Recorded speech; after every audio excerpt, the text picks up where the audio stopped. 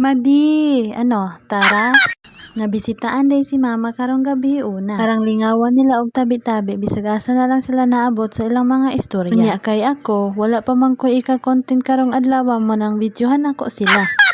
Samtang gatabi-tabi sila si mama sa sulod, ako kay nigawas pod ko kay nagipos-hipos ko ato mga duaan sa mga bata. Habang gahipos-hipos ko din ang akong utok galatagaw kay nagpractice pod ko sa akong huna-huna. Kay naamang gud ko'y gustong sayawon sa TikTok unya magalibog pa man jud ko sa akong tiil. Uy, unsa man ang mananapa na.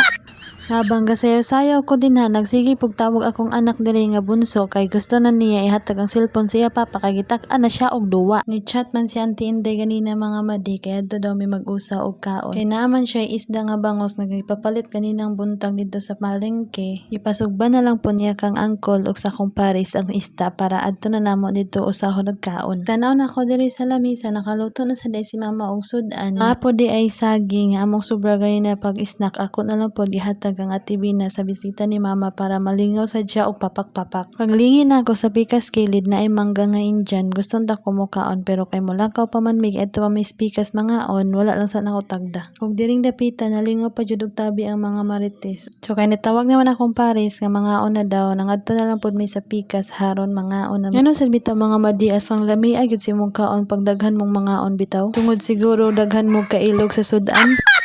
Pagka magkaon, nagtabi-tabi sa ginagmay kay nalingaw pa man ang mga bata og dula. Nindot kay tampayan dirilak Auntie Inday mga madi kay dako kay guwanang mura na siya og covered court. Murag nakahuna man kubutan rig balibulan.